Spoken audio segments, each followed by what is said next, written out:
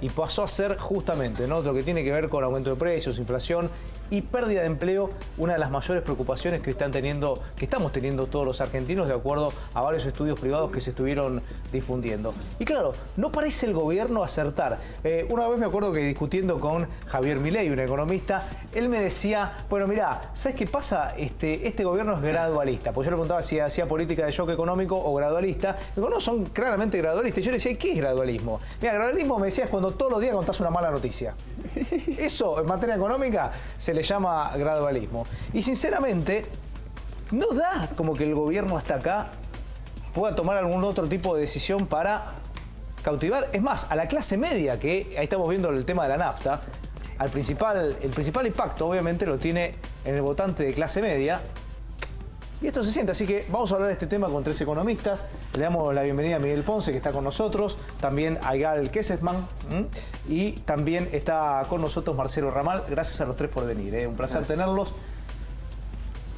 Ya ha estado Miguel, vos también te damos la bienvenida a vos, Igal, pero a ver, lo que hemos visto hasta acá es que el gobierno o no le pega, o no sabemos cuál es su política económica, es decir, ¿hasta dónde va? Particularmente yo creo que ha habido un cambio que me parece que desde el gobierno y desde la oposición tiene que mirarse esto antes del viernes y después del viernes.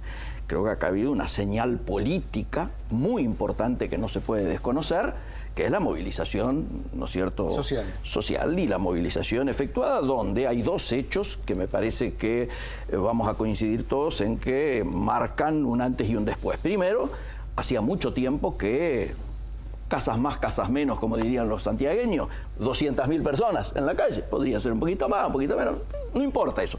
Obviamente la mayor movilización... No juntaba centrales de trabajadores. Pero por supuesto, este es el segundo elemento. El segundo elemento es 20 años me decían. Por supuesto, por supuesto. El segundo elemento es que más que, aunque se haya bajado a último momento Barrio Nuevo, la convocatoria la hicieron unificadamente todas las gremiales empresarias importantes del país, y esto está siendo una señal muy fuerte. Señal que inclusive, si uno la compara con la situación política que vivía el gobierno un mes antes festejaba haber armado una alianza legislativa que le permitía cerrar exitosamente, digo exitosamente en términos de los votos del Congreso, lo que estaba pendiente con los holdouts, ¿no es cierto? Miremos el cambio de clima ocurrido en un mes en términos políticos. Y si la respuesta política va a ser la ocurrida en la última vez que habla, ¿no es cierto?, ahí con la gente de Barrio Nuevo, aunque encima Barrio Nuevo se da el gusto de no ir, diciendo que saquen una ley de la felicidad, ofendiendo a los legisladores y a los senadores con los que tiene que buscar volver a intentar reconstruir algún tipo de mayoría parlamentaria que le dé gobernabilidad. Uno la verdad es que no lo entiende. Si a esto le agregás que en el propio Día de los Trabajadores se mandan un aumento de nafta del 10%, que 3 días antes el ministro de Hacienda había dicho no va a haber un aumento más en todo el año, yo viví en el Automóvil Club en carne propia lo ocurrido, lo que pasaba, el color social que había. Todos los domingos voy para aprovechar el 5% de descuento a socio y el 5% de descuento a tarjeta de débito. El nivel de puteadas que había era fantástico, perdón la palabra, ¿no? Pero esto es así. Entonces me parece que está faltando a la política, además de la sensibilidad social, lógicamente. Nosotros creemos que de alguna manera las consecuencias que vemos hoy no podían ser distintas de ninguna manera. Cuando uno hace una política de shock, aunque ellos lo llamen una política gradualista, en la cual se desregula completamente el mercado cambiario, se desregula los mecanismos de control del comercio interior, puede haber una sola consecuencia, que es la inflación. Eso lo saben todos, es histórico, cualquier persona de a pie en la calle se da cuenta de eso, y efectivamente al mismo tiempo se plantean metas de inflación, es decir, se delibera por un lado los precios y por otro lado el Banco Central se plantea limitarlos. La única forma de hacer ajustar los dos esquemas es vía el ajuste, que es lo que estamos viendo hoy, ajuste en los distintos sectores, sea en los distintos sectores estatales donde se está despidiendo gente, como también los sectores públicos, donde también se está despidiendo gente, o incluso en la universidad, por ejemplo, donde está habiendo una gran movilización porque hay un 0% de aumento al su propio funcionamiento de la propia UBA. Cerró el día viernes. Eso el jueves hay paro. El jueves hay paro, eso no se veía desde, mañana, desde el 2001. Creo que me llegó un aviso ahí de presidencia que mañana el presidente va a estar entregando fondos para la universidad. Es decir, en este marco, la única posibilidad que queda para los trabajadores de defender su salario y su puesto de trabajo es en la calle, que es lo que pasó el día viernes, y de hecho no es casual que el propio día viernes, solamente 24 horas antes, los legisladores, los senadores del Partido Justicialista que estaban discutiendo hace un mes pagar los fondos buitre y que eran la mano derecha del gobierno, hoy ya están discutiendo una ley de antidespidos. Es decir, esos mismos legisladores se ven presionados por lo que está pasando en la calle. Evidentemente, la única forma en la cual los trabajadores pueden garantizar sus medios de vida es estando en la calle. Yo creo que eso es fundamental entender, en el sentido de que cuando se libera el comercio exterior, nosotros ya conocemos eso en Argentina. Tengamos en cuenta, por ejemplo, que ni siquiera con Cavallo durante los 90 el tipo de cambio estuvo desregulado. Pleno neoliberalismo y el tipo de cambio estuvo regulado. En la dictadura, con la tablita de Martínez II. Es decir, ningún neoliberal, ni los más neoliberales se han animado a desregular el mercado cambiario, y estos se han jugado un pleno totalmente a ver si con eso podían atraer capitales. Y evidentemente esos capitales aún no están llegando, y por lo tanto la reactivación se hace imposible en una economía que sufre vulnerabilidad externa, que es una economía subdesarrollada, sí, bueno, dependiente. Además, digamos, y siendo un gobierno que invitaba a la inversión, digamos que es un gobierno de una economía libre, si querés, bueno, el dato es que de principio de año hasta acá se han fugado 4.000 millones de dólares, digamos, y no de gente, digamos, de acá de argentinos, digo. Es decir, eso que mucha confianza nos genera, digo, ¿no? Sí, en otras oportunidades, tal vez acá mismo, tuvimos la ocasión de discutir, bueno, de qué manera el planteo económico oficial conducía a una agresión a los trabajadores, los 150.000 despidos, la carestía del 40%. Yo creo que ahora hay que incorporar un elemento adicional, y es el de un gobierno sin rumbo. Esto me parece importante, es decir, que estos enormes padecimientos que está pasando la población, a quien en el mejor de los casos se le plantea un ajuste salarial del 20% contra una inflación del 40%, sin contar a los que por estar precarizados no tienen ningún ajuste. A esto hay que incorporarle este otro elemento, la completa falta de rumbo. Ayer el presidente del Banco Central anunció un plan antiinflacionario. La nafta aumenta un 10% y recalienta el panorama. Una parte de los grupos empresarios que apoyan al gobierno, como por ejemplo Cristiano Ratazzi y el grupo Fiat, está pidiendo $1 a 20 pesos. Entre otras cosas por los aumentos de combustibles, de tarifas y demás. Otra parte quiere que el dólar se planche para poder seguir haciendo la bicicleta con las letras del Banco Central, obtener intereses del 38%, traer dólares, cambiarlos por pesos, ponerlos al 38% y luego comprar una suma superior de dólares y obtener un beneficio es un negocio increíble del 20%. No, hace tiempo entonces, que no ocurría. Es un gobierno que no tiene rumbo, pero no es un problema de impericia. Esto tiene que ver con lo siguiente. Acá se está yendo al rescate del conjunto de las corporaciones capitalistas en medio de una gran quiebra nacional e internacional.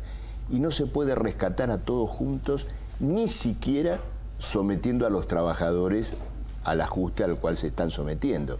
Entonces creo que esto es importante para aquellos que están pensando en cómo combatir la política oficial. Desmitifiquemos al macrismo. Estamos ante un gobierno sin rumbo. Quiero decir una última cuestión sobre este tema del aumento del aumento de las naftas. El aspecto completamente parasitario que tiene. ¿Por qué? El mismo día que aumentan las naftas, YPF anuncia la reducción de su programa de inversiones e incluso 2.000 despidos. ¿Qué es lo que quieren hacer con el aumento de las naftas? Servir la cuantiosa deuda externa de YPF que acumuló el kirchnerismo con Galluccio, que sigue el gobierno actual y que se fue a 7.000 millones de dólares. Es decir, nuevamente tenemos un sacrificio inútil, parasitario. El pueblo que paga el tarifazo de la nafta no está pagando inversiones de YPF, está pagando el ingreso, la deuda, en la cual YPF fue sometida a la misma política que tenía YPF en la época de Martínez de Oz, endeudarla para traer dólares. A mí me interesa rescatar una palabra que me preocupa mucho y me suena por primera vez la escucho. Escúchame, Miguel, te pasaste a la oposición. No, esto de gobierno sin rumbo. Esto de gobierno sin rumbo. Digo por qué. La preocupación viene a partir precisamente de empezar a reconocer esta situación, porque todos queremos que al país le vaya bien. Cada vez que al país le va mal, lo pagan, obviamente, los sectores más desposeídos. Entonces, acá lo que me preocupa cuando él habla de sin rumbo es cuál es el rol de la alianza gobernante y cómo está jugando cada uno de los sectores de Cambiemos que canalizaron una expectativa esperanzada de cambio, valga la redundancia, que objetivamente existía en el momento de las elecciones. Por eso se está en el gobierno y por eso esto es una democracia, ¿no es cierto?, representativa y electiva. Mientras el PRO está gestionando, a su manera, a su estilo, con una matriz empresarial, ¿no es cierto?, más que política, Lilita Carrió se autoerige en fiscal de la República, sin que nadie la haya puesto ahí, y ejerce su rol. La pata renga que me parece está viendo, y yo por eso reclamo a mi partido, a la Unión Cívica Radical, es que nosotros debíamos haber aportado la política y aportado la sensibilidad social. Acabamos de escuchar a Raúl Alfonsín.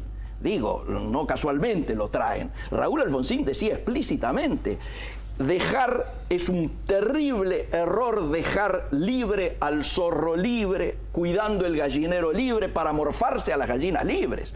Acá estamos dando que la política comercial, la de control de precios, bien, pero tiene que ver vos estás diciendo algo que, a ver, los temas económicos, hoy se habla de la nafta porque se vio ayer, digo, la inflación se conoció hoy, se conoció una primer panorama de la inflación del mes de abril, ninguno te da menos del 6. 7 y chirolas. Por eso, entre el 6 y el 8 te dan más o menos todos. Sí. Dicen que esa inflación es la más alta en los últimos 13 años. Proyección al 38. En un mes.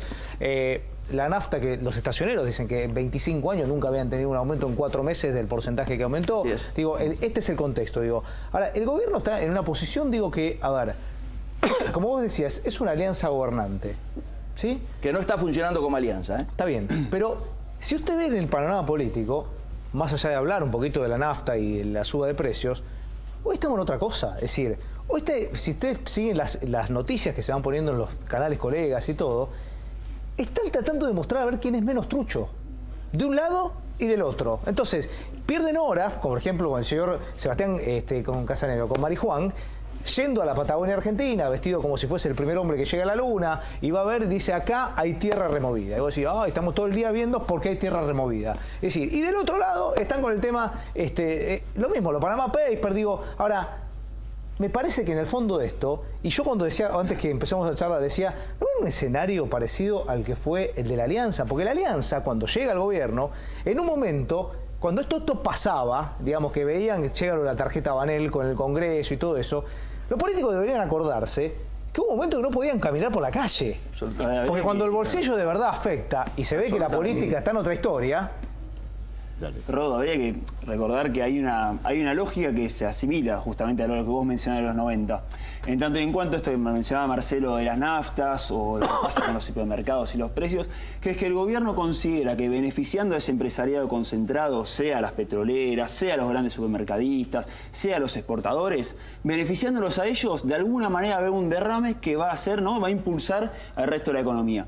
Yo la verdad es que a esta altura esto es un planteo del siglo XIX, más viejo que Matusalem, es totalmente reconocido, que es un planteo que falla. O sea, nunca en la historia del capitalismo ni mundial, ni argentino, ni Argentina, nunca funcionó, ¿no?, que beneficiando a un empresario, después entonces va a haber menos pobres. Esta idea de lo que está planteando el gobierno ahora, hay que vetar una ley antidespidos para que se contraten a trabajadores. Es una ridiculez creer que cuando uno impide que se despida, cuando uno permite que se despida a trabajadores, entonces el empresario contrata más.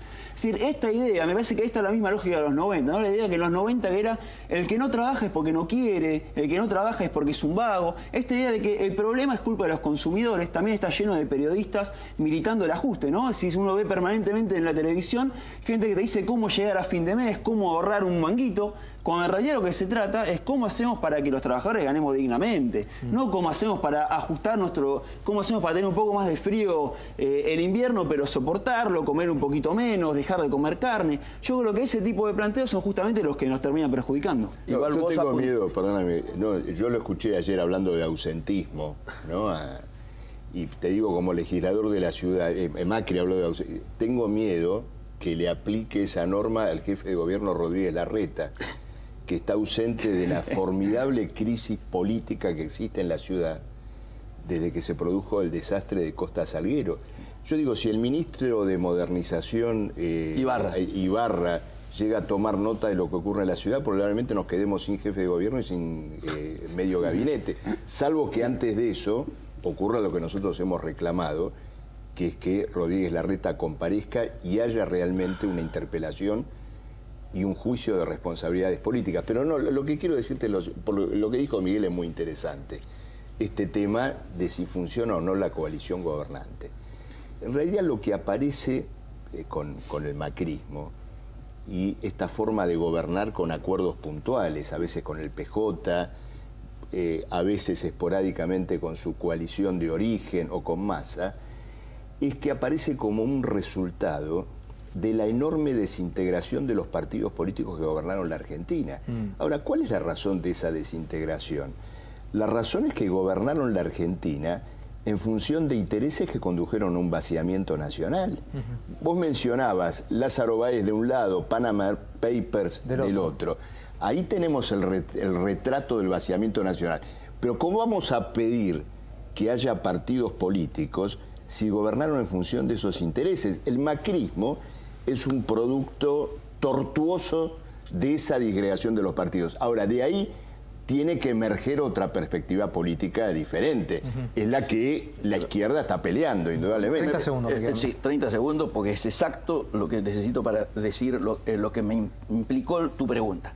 Acá se nos está llevando a que debemos optar entre políticos chantas, ineficientes y corruptos, ocíos insensibles. Y esto es una falsa dicotomía en la cual no tenemos que caer y que hay que alertar. Sí, te voy a agregarle chantas también, porque tiene algunas cositas. Además, si querés, el chanterío también. Por eso. No, y la bajada de nivel que ha habido en toda la dirigencia de esta sociedad, en la dirigencia empresaria, en la dirigencia gremial, en la dirigencia política. Digo, hemos tenido que elegir entre